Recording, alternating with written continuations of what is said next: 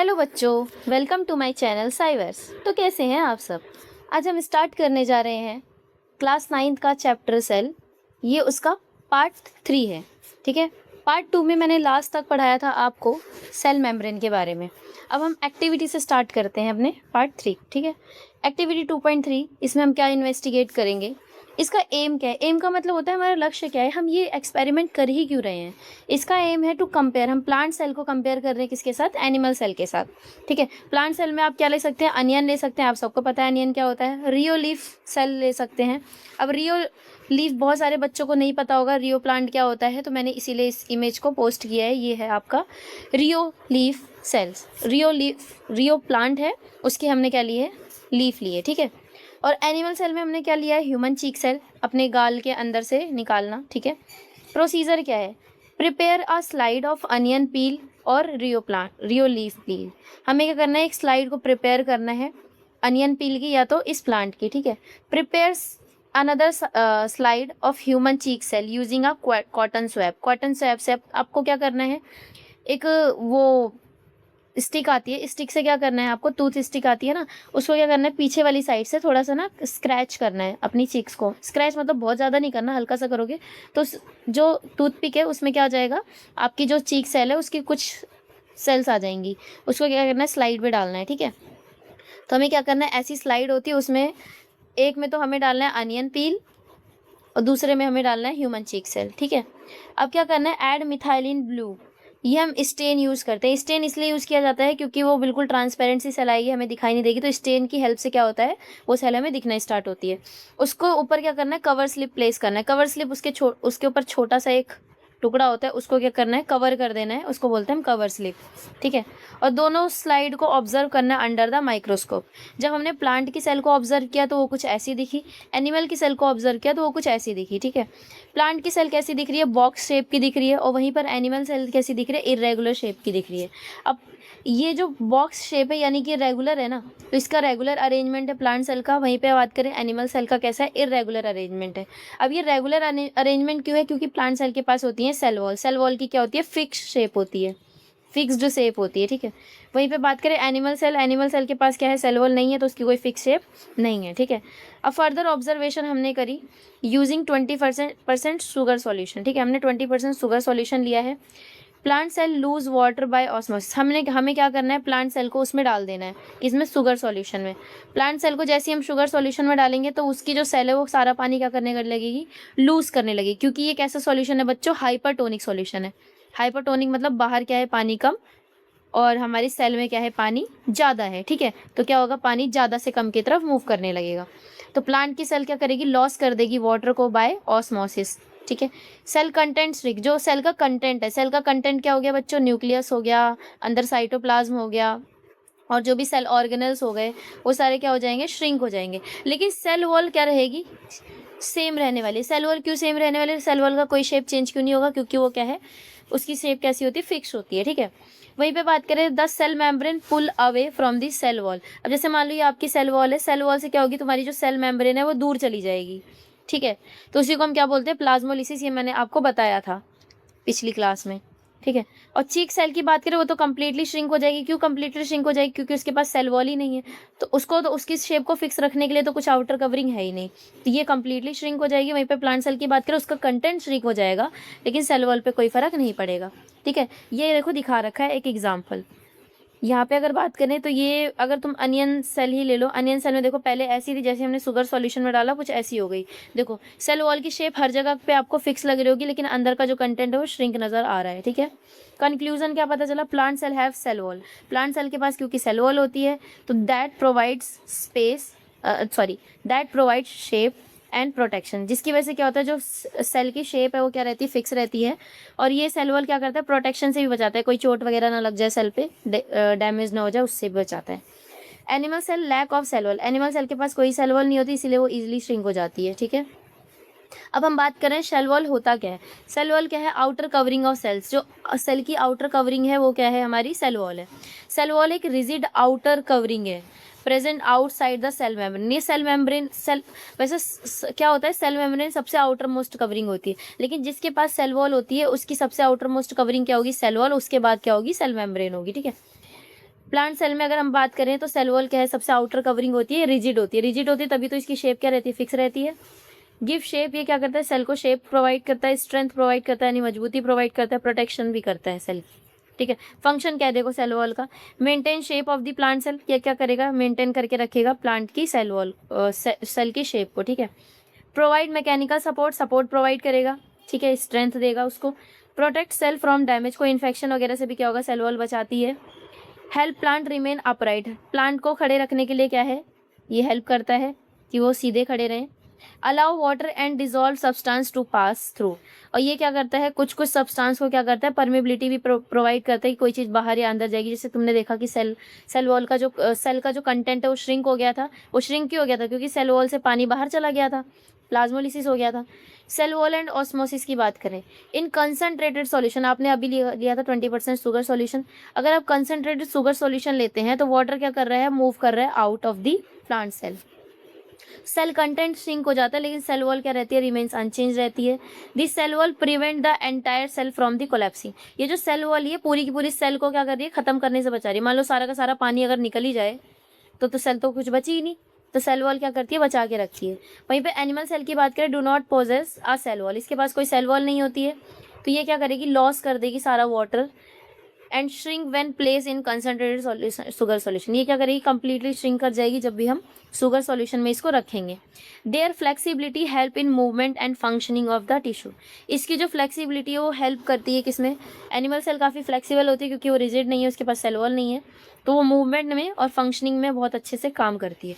Composition की बात करें सेल वॉल की, सेल वॉल मेनली किससे मिलकर बनी है, सेलुलोज से मिलकर बनी है।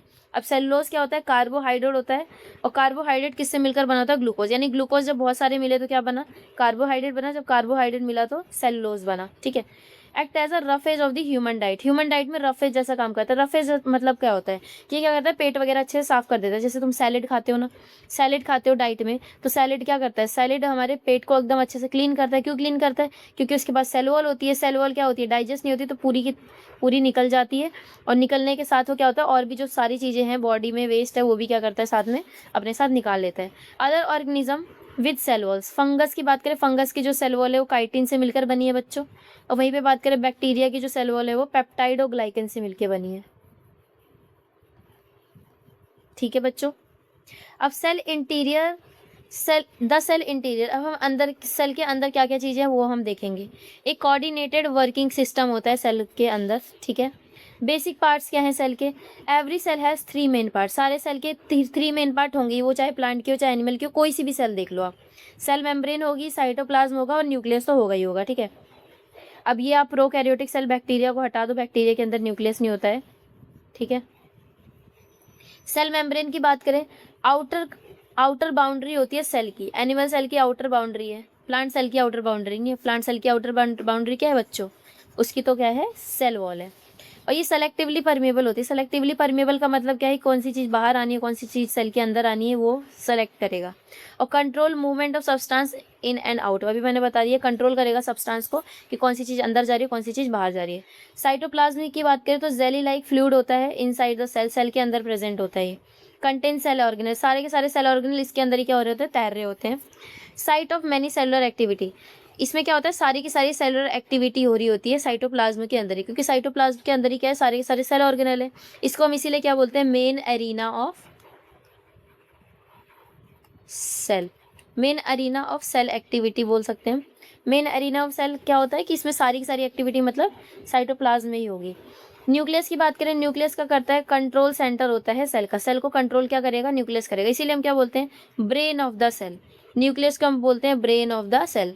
जो सेल का ब्रेन है वो क्या है, न्यूक्लियस है, मतलब न्यूक्लियस ही क्या करेगा, सारे डिसीजन लेगा। जैसे हमारी बॉडी में सारे डिसीजन कौन लेता है, ब्रेन लेता है, ठीक है। कंटेन्स जेनेटिक मटेरियल, इसमें क्या होता है, जेनेटिक मटेरियल भी प्रेजेंट है, जैसे कि DNA mainly. Control growth and reproduction, growth किसकी कितनी होनी है, रिप्रोडक्शन कितना होना है, ये सारा न्यूक्लियस से डिसाइड करता है। अब सेल ऑर्गेनल्स की बात करते हैं, मैंने आपको इंट्रो में ही बताया था सेल ऑर्गेनल्स कौन कौन से हैं। Organelles are specialised structure present in the cytoplasm, मैंने अभी तुम्हें बताया कि साइटोप्लाज्म के अंदर ही क्या है, तुम्हारे सारे के सारे सेल ऑर्गेनल हैं, ठीक है, present in the cytoplasm and the perform the specific function, हर एक सेल ऑर्गेनल का अलग अलग फंक्शन है। मेजर सेल ऑर्गेनल्स कौन कौन से हैं और उनके फंक्शंस क्या है देख लो। न्यूक्लियस का काम क्या है, कंट्रोल सेल एक्टिविटी, सेल की सारी एक्टिविटी न्यूक्लियस कंट्रोल करेगा। अब न्यूक्लियोलस क्या है, न्यूक्लियोलस क्या करता है, राइबोसोम फॉर्मेशन करता है। माइटोकॉन्ड्रिया क्या है, प्रोड्यूस करता है एनर्जी, इसीलिए हम इसको क्या बोलते हैं, पावर हाउस ऑफ सेल बोलते हैं। ठीक है। एंडोप्लाज्मिक रेटिकुलम क्या काम करता है, ट्रांसपोर्ट करता है मटेरियल को, जो भी तुम्हारा न्यूक्लियस क्या करेगा, बनाएगा। ठीक है। गोल्जी बॉडी की बात करें, गोल्जी बॉडी क्या करेगा, उसी को जो ट्रांसपोर्ट किया उसको पैक करेगा, पैकेजिंग करेगा और सिक्रीशन करेगा कौन सी जगह पर इसको पहुंचाना है। राइबोसोम की बात करें, राइबोसोम हमेशा याद रखना प्रोटीन की सिंथेसिस करता है। लाइसोसोम क्या करता है, डाइजेशन एंड वेस्ट रिमूवल। ये क्या करता है, सुसाइडल बैग भी इसीलिए इसको हम बोलते हैं। ये क्या करेगा, सारी की सारी चीज़ों को, जो सेल का वेस्ट है उसको क्या करेगा, डाइजेस्ट करेगा और रिमूव कर देगा। वैक्यूल की बात करें, वैक्यूल क्या करता है, storage of food water and waste. ये क्या करेगा, स्टोर करेगा फूड को, वाटर को और वेस्ट को। ये मेनली प्लांट के अंदर ज़्यादा पाया जाता है, एनिमल के अंदर बहुत छोटा सा होता है या तो होता ही नहीं है। क्लोरोप्लास्ट की बात करें, ये फोटोसिंथेसिस करेगा, ये मेनली प्लांट में ही पाया जाता है। ठीक है। अब एक्टिविटी 2.4 से हम समझते हैं, let us study. Aim to compare, aim क्या है इसका, compare bacterial cell, plant cell और एनिमल सेल को हम क्या कर रहे हैं, कंपेयर कर रहे हैं। ये बच्चों बैक्टीरियल सेल है, ये प्लांट सेल है और ये एनिमल सेल है। ठीक है। अब ऑब्जर्वेशन देखते हैं इसमें, जो तुम्हारी प्लांट सेल है, देखो यहाँ पे सॉरी यहाँ पे बात करें हम सेल स्ट्रक्चर की। अब सेल मेम्ब्रेन देखो, सेल मेम्ब्रेन तो देखो कोई सी भी सेल हो सबके अंदर क्या होगा, पाया ही जाएगा। ठीक है बच्चों। सेल वॉल की बात करें तो देखो बैक्टीरिया सेल में पाया जाएगा, मैंने बताया था पेप्टाइडोग्लाइकन की बनी होती है। प्लांट सेल में पाया जाएगा जो कि सेलुलोज की बनी हुई है। एनिमल सेल में कोई भी सेल वॉल नहीं पाया जाता है। साइटोप्लाज्म तो सब में ही पाया जाएगा। ठीक है। और वेल डिफाइंड न्यूक्लियस की बात करें, देखो वेल डिफाइंड न्यूक्लियस तुम्हारा बैक्टीरिया बहुत पहले हैं, बहुत पुराने आए हैं, इसीलिए इसको प्रोकैरियोट्स भी बोलते हैं। इनके पास वेल डिफाइंड न्यूक्लियस नहीं होता। ठीक है। वेल डिफाइंड न्यूक्लियस नहीं होता मतलब जो जेनेटिक मटेरियल, जैसे आपका डीएनए, डीएनए के ऊपर कोई कवरिंग नहीं है। ठीक है। तो इसके पास तो नहीं पाया जाएगा। वेल डिफाइंड न्यूक्लियस प्लांट और एनिमल दोनों के पास पाया जाएगा। ठीक है। प्रिमिटिव न्यूक्लियस की बात करें और न्यूक्लियोइड की बात करें, वो क्या है, प्रिमिटिव न्यूक्लियस और न्यूक्लियोइड, जैसे कि जेनेटिक मटेरियल विदाउट मेम्ब्रेन, वो तो सिर्फ इसी में पाया जाएगा, बाकी सब में तो मेम्ब्रेन है। सबके पास तो न्यूक्लियस अच्छे से वेल डिफाइंड न्यूक्लियस है। ठीक है। अब मेम्ब्रेन बाउंड ऑर्गेनल्स की बात करें, इसके पास कोई मेम्ब्रेन बाउंड ऑर्गेनल्स नहीं होता, इसके पास भी होगा और इसके पास भी होगा बच्चों। ठीक है। तो ये टेबल याद रखना है, आपकी एनसीईआरटी की टेबल है, मैंने यहाँ पे पेस्ट करी है। इस डायग्राम को भी याद रखना है। देखो ये राइबोसोम है, सॉरी ये क्या है, आपका बैक्टीरियल सेल है। बैक्टीरियल सेल में देखो आपको क्या दिख रहा है, जेनेटिक मटेरियल देखो बिखरा हुआ है ना बच्चों, ये न्यूक्लियस की फॉर्म में है क्या, इसके ऊपर कोई मेम्ब्रेन दिख रही है, नहीं दिख रही है। ठीक है। तो जेनेटिक मटेरियल क्या है, बिखरा सा है। इसी के जेनेटिक मटेरियल को हम क्या बोलते हैं, न्यूक्लियोइड बोलते हैं। देखो ये रहा जेनेटिक मटेरियल। उसके बाद देखो साइटोप्लाज्म भी है इसके अंदर, और क्या है, और इसके पास सेल वॉल भी है, पेप्टाइडोग्लाइकन की बनी होती है। राइबोसोम भी है और सेल मेम्ब्रेन भी होती है, याद रखना। ठीक है। और इस बैक्टीरिया, अगर ये बैक्टीरिया के पास एक फ्लैजेला होता है। फ्लैजेला क्या करता है, मूवमेंट में काम करता है। अब वहीं पे बात करें प्लांट सेल की, देखो प्लांट सेल के पास क्या है, सेल वॉल भी होगी। सेल वॉल कहाँ है, ये रही, सेल वॉल भी है, सेल मेम्ब्रेन भी है, न्यूक्लियस भी है, न्यूक्लियोलस भी है। न्यूक्लियोलस बच्चों क्या काम कर रहा था, राइबोसोम बनाने का काम कर रहा था। एंडोप्लाज्मिक रेटिकुलम भी ये क्या कर रहा था, ट्रांसपोर्ट करने का काम कर रहा था। माइटोकॉन्ड्रिया भी है, एनर्जी बनाने का काम कर रहा था। साइटोप्लाज्म भी है, जिसमें सारे के सारे सेल ऑर्गेनल पाए जाते हैं। गोल्जी बॉडी भी है, पैकेजिंग और सिक्रेशन का काम कर रहा था। वैक्यूल भी है, जो क्या करता है, waste food water and waste को क्या करता है, स्टोर करता है। क्लोरोप्लास्ट भी है, फोटोसिंथेसिस में काम करता है। और राइबोसोम भी है, जो प्रोटीन बनाने में काम करता है। प्लांट सेल क्लियर हो गई। अब एनिमल सेल की बात करें, एनिमल सेल में देखो बच्चों क्या है, सेल वॉल नहीं पाई जाएगी क्योंकि ये एनिमल सेल है। ठीक है। इसके पास क्या होगा, सेल मेम्ब्रेन है, इसको दूसरे पेन से ले लेते हैं। सेल मेम्ब्रेन है, हाँ जी है। न्यूक्लियस है, हाँ जी है। न्यूक्लियोलस भी है, एंडोप्लाज्मिक रेटिकुलम भी है, माइटोकॉन्ड्रिया भी है, power house of cell, cytoplasm भी है, राइबोसोम भी है और लाइसोसोम भी है, यानी कि सुसाइडल बैग। आपको दिख रहा होगा यहाँ पे कहीं पे भी वैक्यूल नहीं पाया जा रहा है। ठीक है। और गोल्जी बॉडी भी है। ठीक है। वैक्यूल नहीं है, वैक्यूल होता है या तो बिल्कुल छोटा सा होता है। ठीक है। तो ये डायग्राम याद रखना, आपके लिए इंपॉर्टेंट है। फिर से हम वही वाला पेन ले लेते हैं। अब प्रोकैरियोटिक सेल की बात करें, प्रोकैरियोटिक सेल क्या होती है, cell without a well defined nucleus. Prokaryotic मतलब, प्रो मतलब क्या होता है, प्रिमिटिव, पुराना। ठीक है। यहाँ पे मैं अगर लिख दूँ प्रिमिटिव, प्रिमिटिव मतलब होता है पुराना, प्रिमिटिव। और कैरियन मतलब होता है न्यूक्लियस। इसका जो न्यूक्लियस है बहुत पुराने टाइप का है। और पुराने टाइप के न्यूक्लियस के पास क्या था, डीएनए तो था लेकिन उसके ऊपर कोई भी आउटर मोस्ट कवरिंग नहीं थी, तो इसीलिए हम बोल रहे थे। अब देखो डीएनए और उसके ऊपर की जो कवरिंग होती है, इसी को मिलाकर हम क्या बोलते हैं, न्यूक्लियस बोलते हैं। तो ये न्यूक्लियस पूरा है क्या इसका, इसके पास तो आउटर मोस्ट कवरिंग है ही नहीं, तो इसीलिए क्या है, इसके पास वेल डिफाइंड न्यूक्लियस नहीं है। क्योंकि और इसके पास क्या है, मेम्ब्रेन बाउंड ऑर्गेनल्स भी नहीं है। मेम्ब्रेन बाउंड ऑर्गेनल्स तुम्हारे यही सब होते हैं, माइटोकॉन्ड्रिया हो गया, एंडोप्लाज्मिक रेटिकुलम हो गया, गोल्जी बॉडी हो गया, लाइसोसोम हो गया, ये सब। ठीक है। अब बैक्टीरिया इसका एग्जाम्पल है प्रोकैरियोटिक सेल का। ठीक है। कैरेक्टरिस्टिक्स क्या है, ये प्रिमिटिव सेल है, सबसे पहले अर्थ पे बैक्टीरिया ही आए थे। न्यूक्लियोइड होता है, न्यूक्लियस नहीं होता है, ठीक है। न्यूक्लियोइड क्या है, मेनली बस डीएनए। डीएनए क्या है इसका डीएनए ना पूरा का पूरा क्या है साइटोप्लाज्म में तैर रहा है, ठीक है। बाकी एनिमल और प्लांट सेल की बात करें, उसका जो है डीएनए वो न्यूक्लियस के अंदर क्या है पड़ा हुआ है, ठीक है। नो मेम्ब्रेन बाउंड ऑर्गेनल, कोई भी मेम्ब्रेन बाउंड ऑर्गेनल नहीं होंगे, ठीक है। और most activity occur in cytoplasm, सारी की सारी एक्टिविटी क्या हो रही है, साइटोप्लाज्म में हो रही है, क्योंकि इसके पास अलग अलग ऑर्गेनल्स नहीं है, ठीक है। यूकैरियोटिक सेल की बात करें, लास्ट में आई है। यू मतलब होता है ट्रू, इसके पास ट्रू न्यूक्लियस है, और कैरियो मतलब होता है न्यूक्लियस, इसके पास ट्रू न्यूक्लियस है बच्चों, ठीक है। Cell having a well defined nucleus and membrane bound organelles are called eukaryotic cell. जिसके पास क्या होता है, वेल डिफाइंड न्यूक्लियस भी हो और मेम्ब्रेन बाउंड ऑर्गेनल्स भी हो, उसको हम क्या बोलते हैं, यूकैरियोटिक सेल बोलते हैं। एग्जाम्पल की बात करें, प्लांट सेल हो गई हमारी, एनिमल सेल हो गई। कैरेक्टरिस्टिक्स की बात करें, ट्रू न्यूक्लियस प्रेजेंट है यहाँ पे, मैंने बता दिया आपको। मेम्ब्रेन बाउंड ऑर्गेनल्स भी पाए जाएंगे, और मोर एडवांस्ड होते हैं एंड कॉम्प्लेक्स होते हैं। बहुत एडवांस्ड है, मतलब अभी नए नए आए हैं तो एडवांस्ड ही होंगे, और बहुत कॉम्प्लेक्स है, ठीक है। अब बात करें, देखो यहाँ पे डिफरेंस बता रखा है। प्रिमिटिव न्यूक्लियस की बात करें, प्रोकैरियोटिक सेल में प्रिमिटिव न्यूक्लियस मतलब पुराने टाइप का न्यूक्लियस था, न्यूक्लियोइड था ना इसके पास, तो पुराने टाइप का न्यूक्लियस था। इसके पास क्या है, इसके पास तो न्यूक्लियस है, तो इसके पास नहीं है, ठीक है। डायमीटर की बात करें, टिपी देखो तुम्हारी प्रोकैरियोटिक सेल है वो छोटी होती है, पहले आई है क्योंकि, तो 1 से 10 माइक्रोमीटर तो होता है। एनसीईआरटी टेबल है बच्चों, याद करना है तुम्हें। और वहीं पे बात करें यूकैरियोटिक सेल क्या होती है, 10 से 100 माइक्रोमीटर होती है। माइक्रो मतलब होता है 1 मीटर में होता है, 1 में 1 2 3 4 5 6 मीटर माइक्रोमीटर, ठीक है। तो ये बच्चों याद रखना। अब बात करें number of cell in an organism, ये मोस्टली क्या होता है आपका, यूनिसेलर होता है, यानी एक ही सेल से मिलकर बना। ये यूनिसेलर भी हो सकता है यूकैरियोटिक सेल, और मल्टीसेलर भी हो सकता है, जैसे आपको मैंने ईस्ट का एग्जांपल बताया था, ठीक है। ईस्ट हो गया, अमीबा हो गया, ठीक है, ये सब। वहीं पे बात करें मेम्ब्रेन बाउंड ऑर्गेनल्स, मैंने कितनी बार बता दी, प्रोकैरियोटिक सेल में नहीं है और यूकैरियोटिक सेल में प्रेजेंट है। और मेम्ब्रेन बाउंड न्यूक्लियस तो ट्रू न्यूक्लियस इसके पास है ही नहीं, इसके पास है। इंपॉर्टेंट पॉइंट की बात करें, ये आपके एनसीईआरटी में दे रखा था, तो मैंने इसको इंक्लूड कर दिया है, साइड में दे रखा था एकदम, ठीक है। वायरसेस, वायरॉइड और प्रायंस देखो क्या होते हैं, ये ए सेलर होते हैं, मतलब ये किसी भी सेल से मिलकर नहीं बने। वायरस की बात करें, वायरस का ही भाई है वायरॉइड्स और प्रायंस, ठीक है। ये इन्फेक्शियस एजेंट होता है, इन्फेक्शन मतलब इन्फेक्शन कॉज करता है, बीमार करता है। That are too small to be seen under the light microscope, ये बहुत ज़्यादा छोटा होता है, ये बच्चों बैक्टीरिया से भी ज़्यादा छोटा होता है वायरस आपका। Viruses are composed of some genetic material with protein coat, जो तो आपके वायरस है, अगर मैं यहाँ पे वायरस बता दूँ, तो वायरस के पास क्या है, जेनेटिक मटेरियल है, और साथ में क्या है, प्रोटीन की कोट है, तो इसको हम क्या बोल रहे हैं, वायरस बोल रहे हैं।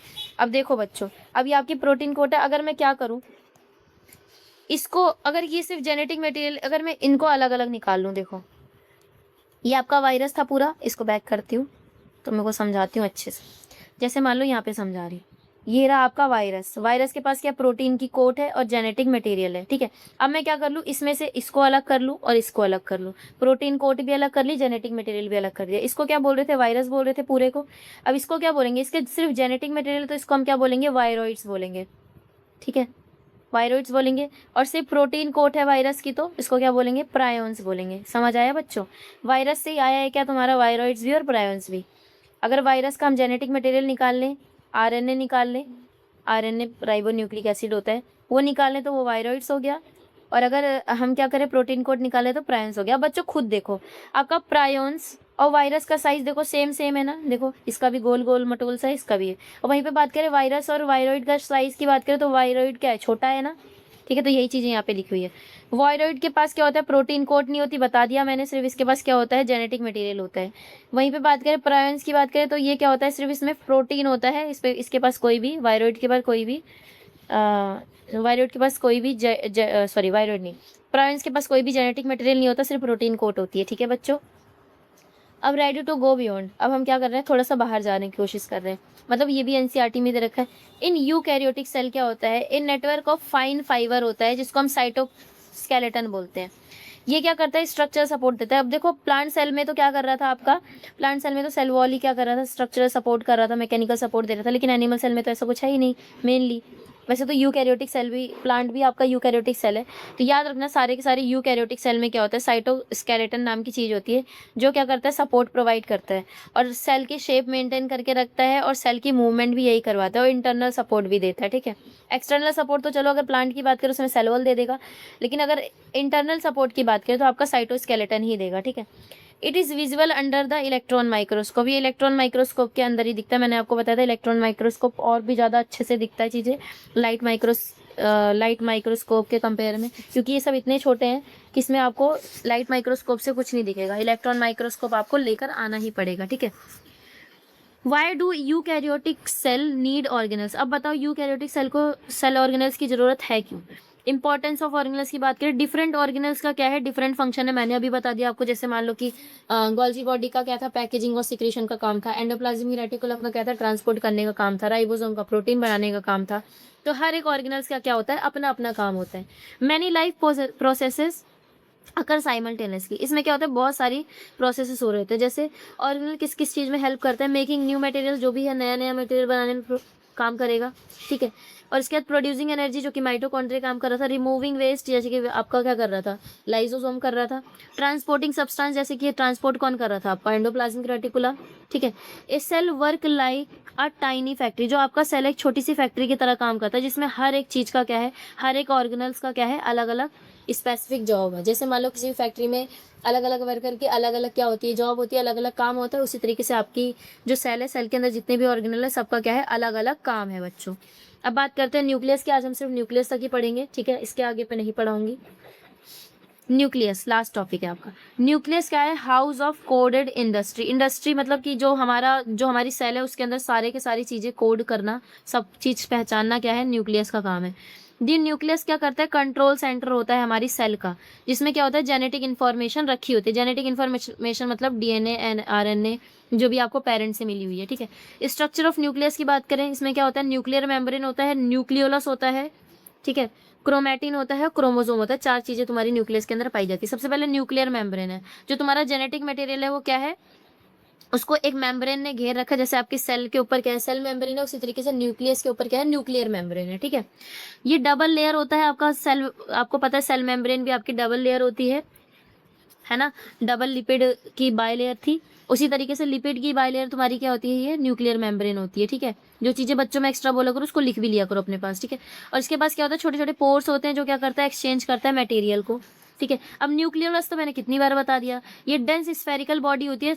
ऐसे मान लो न्यूक्लियस है ना, तो उसमें छोटी सी बॉडी होती है जिसको न्यूक्लियोलस बोलते हैं, वो न्यूक्लियस के अंदर ही पाई जाती है। इसका काम क्या होता है, राइबोसोम का बनाने का काम होता है। ठीक है, अब क्रोमैटिन की बात करें, देखो बच्चों आपको दिख रहा है ये न्यूक्लियस है, न्यूक्लियस के अंदर आपको क्रोमैटिन दिख रहा है, पतले पतले से फाइबर ये दिख रहे हैं। ठीक है, उसके बाद ये क्या है, क्रोमोसोम है। तो अभी देखो आपको मैं बताती हूँ, अगर देखो ये आपका डीएनए दिख रहा है, डीएनए। ठीक है, ये डीएनए को अगर मैं क्या कर दूं, थोड़ा कंडेंस कर दूं, तो तुम्हारा क्या बन जाता है, क्रोमोसोम बन जाता है। ठीक है, ये दिख रहा है क्रोमोसोम एक्स शेप स्ट्रक्चर। तो डीएनए को थोड़ा कंडेंस करोगे, क्रोमैटिन बनेगा, क्रोमैटिन से क्या बनेगा, क्रोमोसोम बनेगा। ठीक है बच्चों, तो ये वाली बात याद रखना। अब देखो यहाँ पे क्रोमैटिन बताया गया। क्रोमैटिन क्या है, थ्रेड लाइक डीएनए मटेरियल होता है। ये बिल्कुल थ्रेड जैसा होता है, डीएनए मटेरियल है। Present when cell is not divide, जब आपकी सेल रेस्ट कंडीशन में होती है, रेस्ट मतलब किसको कोई काम नहीं करना, डिवाइड नहीं करना, तब क्या होता है, वो क्रोमैटिन की फॉर्म में आपका डीएनए प्रेजेंट होता है। लेकिन अगर मान लो कि formed from chromatin during cell division, chromosome तुम्हारा क्या बनेगा, क्रोमैटिन जब बहुत ज्यादा कंडेंस हो जाएगी। देखो क्रोमैटिन कुछ ऐसा सा स्ट्रक्चर है, ऐसे पड़ा हुआ है सेल में। वहीं पे क्रोमोसोम की बात करें तो इसी को क्या कर दिया गया, एकदम कंडेंस कर दिया गया। जैसे बच्चों ऊन नहीं होता, ऊन लंबा सा ऊन है, उसको क्या कर दिया, गोला बना दिया। उसी तरीके से एक ऊन है लंबा सा, उसको क्या बोल रहे हैं, क्रोमैटिन। उसी को हमने गोला सा बना दिया, मतलब एक स्ट्रक्चर सा बना दिया, इसको क्या बोल रहे हैं, क्रोमोसोम। ठीक है, तो ये क्रोमैटिन से बनता है क्रोमोसोम।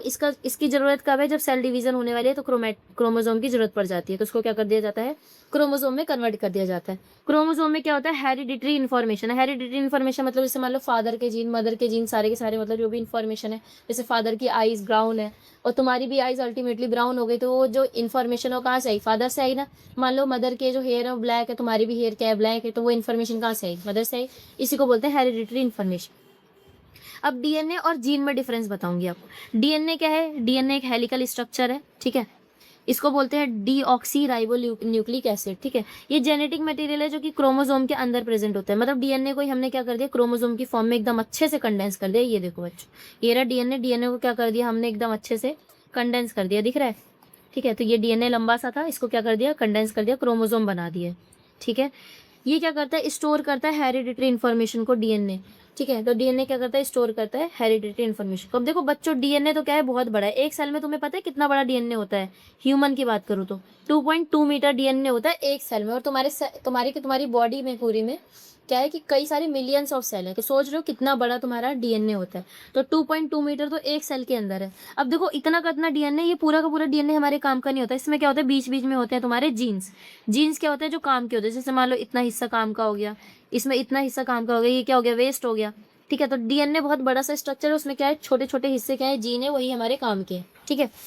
तो जीन क्या है, फंक्शनल यूनिट है डीएनए की, मतलब डीएनए में जो भी फंक्शनल, जो छोटा सा हिस्सा है वो क्या है, जीन है, जो फंक्शन कर रहा है। ये क्या करता है, कंट्रोल करता है इनहेरिटेड ट्रेट, जो भी तुम्हारे पेरेंट्स से तुम्हारे अंदर आई है उसको बोलते हैं इनहेरिटेड ट्रेट्स, ठीक है। वो जीन की फॉर्म में ही आती है। फ्लो कैसे होता है जेनेटिक मटेरियल का, पहले सेल के अंदर क्या है, न्यूक्लियस, उल्टा देखो चल के, जीन के अंदर क्या है तुम्हारा, जीन किसके अंदर है, डीएनए के अंदर है। और क्रोमोसोम किसके अंदर है, डीएनए किसके अंदर है, क्रोमोसोम के अंदर है। क्रोमोसोम किसके अंदर है, न्यूक्लियस के अंदर है। न्यूक्लियस के अंदर सेल के अंदर क्या है, न्यूक्लियस है, ठीक है। तो ये ऐसे चलता है। क्रोमैटिन और क्रोमोसोम में डिफरेंस क्या है, देखो क्रोमैटिन मैंने तुम्हें बताया था ऐसे उलझा सा धागा सा है, जैसे ऊन जैसा होता है।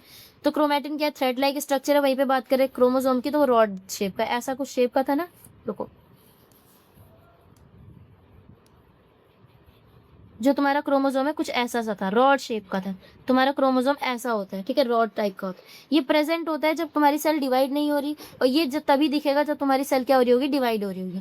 इसकी क्या है, लूज पैकेजिंग है, दिख रहा है ना कैसे लूज से पड़े हुए हैं। और वहीं पे बात करें जो तुम्हारे क्रोमोसोम है, कंडेंस्ड है एकदम, उसको अच्छे से मिला दिया गया है। एक तुम्हारी एनसीईआरटी में थ्रेड ऑफ क्यूरियोसिटी करके दिया हुआ है बॉक्स में, ठीक है बच्चों, कुछ भी नहीं छोड़ूंगी तुम्हारी एनसीईआरटी का, एक सिंगल पॉइंट नहीं छोड़ूंगी मैं। जब आप एनसीईआरटी पढ़ोगे तो आपको बहुत स्मूथ लगेगी। अगर आप बोलोगे तो मैं एक सीरीज ले आऊंगी उसकी भी, एनसीईआरटी रीडिंग की, उसमें मैं तुम्हें पूरा पूरा रीड करवा दूंगी, ठीक है। अब थ्रेड ऑफ क्यूरियोसिटी की बात करें, red blood cell, red blood cell की बात करें। अब तुम्हें पता है कि ये रेड ब्लड सेल तुम्हारी बॉडी में पाई जाती है। जो तुम्हारी बॉडी का जो तुम्हारा ब्लड का कलर है वो रेड क्यों है, रेड ब्लड सेल की वजह से, क्योंकि उसके अंदर हीमोग्लोबिन पाया जाता है, ठीक है। अब mature human RBC do not have nucleus, याद रखना जो तुम्हारी आरबीसी है ना, रेड ब्लड सेल है, उसके अंदर कोई न्यूक्लियस ही नहीं पाया जाता, ठीक है, वो न्यूक्लियस लेस होती है। अब देखो न्यूक्लियस लेस क्यों है, अब जैसे मान लो तुम्हारी ये सेल थी, सेल में इतना हिस्सा न्यूक्लियस ने घेरा हुआ, अगर मैं न्यूक्लियस को भी हटा दूं तो हिस्सा क्या हो गया, खाली हो गया ना बच्चों, ठीक है। तो हम क्या करते हैं, ये न्यूक्लियस क्यों नहीं प्रेजेंट होता आरबीसी में, क्योंकि more space becomes available for haemoglobin. अगर हम न्यूक्लियस नहीं होगा तो ज़्यादा से ज़्यादा स्पेस क्या होगा, हीमोग्लोबिन के लिए प्रेजेंट होगा, क्योंकि आरबीसी के अंदर हीमोग्लोबिन ये क्या है, रेड पिगमेंट होता है, जो तुम्हारी ऑक्सीजन को क्या करता है, O2 को क्या करता है, ट्रांसपोर्ट करता है बॉडी में, ठीक है। एक बॉडी से दूसरी, मतलब एक पार्ट से दूसरे पार्ट तक क्या करता है, पहुंचाने का काम करता है। Can carry more oxygen, nucleus नहीं होगा तो ऑक्सीजन भी ज़्यादा कैरी करेगा, ठीक है। Can not divide on repair themselves, क्योंकि इसके पास न्यूक्लियस नहीं है, न्यूक्लियस ही क्या करता है, डिवाइड करता है, क्योंकि उसके अंदर ही क्रोमोसोम वगैरह है, डीएनए है, ठीक है। तो ये अपने आप डिवाइड नहीं कर सकता, अपने आप को रिपेयर भी नहीं कर सकता, ठीक है। इसका लाइफ स्पैन कितना है, ये एक सेल में, मतलब एक बॉडी में हर 120 दिन पे क्या करती रहती हैं, टूट जाती हैं, ठीक है, मर जाती हैं। तो लाइफ स्पैन ऑफ आरबीसी कितना होता है, 120 डेज का होता है, याद रखना बच्चों, ठीक है। अभी और भी है, मैं और नेक्स्ट क्लास में कराऊंगी। थैंक यू बच्चों यहाँ तक बने रहने के लिए। मेरे ऊपर ट्रस्ट रखो, मैं तुम्हारी एक भी पॉइंट मिस नहीं करवाऊंगी, ठीक है। एवरी पॉइंट क्लियर होगा यहाँ पे, ठीक है। थैंक यू सो मच बच्चों।